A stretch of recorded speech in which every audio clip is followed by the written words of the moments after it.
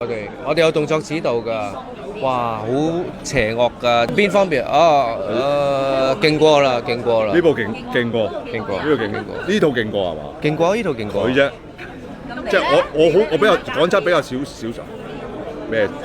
唔係喎，我聽講好勁喎，你同高拎嗰場。冇石嘴啫嘛，即係石嘴戲啫嘛。但其他唔好諗啦，我哋講下第二啲話題咯，好嗎？係啊，係啊，盡做㗎嘛，唔係點解咧？因為你唔做或者你好揀嘅時候，啲喜歡你嘅 fans 就或者你成日唔見你啊嚇，咁你咪做多啲俾佢哋睇咯，係嘛？俾即係多啲見面嘅機會咯，我覺得係應該。而家主流就你唔係淨係做拍電影，唔係拍電視劇，唔係拍綜藝，即係你乜嘢類型你都要推去參與下去試下，亦都好玩嘅。好玩嘅。明年一定會嚟啦，唔嚟唔掂啊，唔嚟唔掂啊，真係。其中一站啊。係咯。可以訂飛㗎啦。可以訂飛啦，你俾錢我嗱，小心啲啊！詐騙就係咁樣嚟㗎啦。地方咪就頭先咪講咗大三巴咯。大三巴啦，因為我哋凌晨喺嗰度拍一場，頭先同嗰邊講㗎嘛，佢哋唔知道。哦，係咩？對唔住，好亂。今次我哋就喺大三巴凌晨喎，3、4點拍到6點。咁呢一個時段嘅大三巴，我真係未去過啦。甚至乎原來卓熙係從來係未到過呢一個景點，今次第一次。咁所以係好同平時唔一樣咯。平時我哋係打卡啊，即係好多人。喺我嚟講係個心情係唔一樣，即係戀愛巷啊，係咪啊？戀愛一下。係嘛？唔係我哋拍戲嗰度咁啊，咁我啫。人哋話戀愛巷，佢話戀愛一下，咩意思啊？你啊？佢話戀愛一下喎。OK。唔係我話喎。OK。我覺得原來我係唔知道有條咁嘅巷嘅。咁啊喺條情侶路你知唔知？係啊，我哋係咯，我嗰日就係經過戀愛巷情侶路，仲有單車踩添。哦 ，OK。Last question。唔知點解講嗰句嘢，大家就會笑得好開心。可能冇啲男演員係咁大膽，係咁喺度講笑。得我哋兩個，咁我覺得現場氣氛輕鬆都好緊要。係。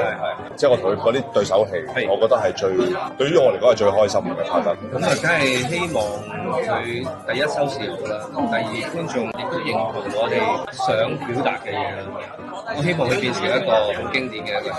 唔係你有兩個，我哋兩個一個陳偉，阿偉哥 Kenny 咧，高拎都有嘅。呢個係人生經驗嚟嘅，即係可能之前拍得好多，我之前拍得好多。你人生就係演戲啦。我再演呢啲就有導演去指導嘅，真係唔關我事。我都有啲嘅，乜都有啲啦。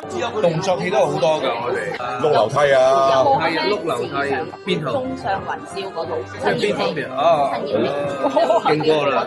其實我就唔係淨係咁表面睇到佢嘅邪惡，其實我發現到佢有好多可悲之處啦。即係喺細個可能受到某一種嘅精神虐待，佢成長就會扭曲到變成咁樣。我想好邪惡，我認為啱嘅手段去爭取翻我屋企即係完美嘅樣貌，係咯。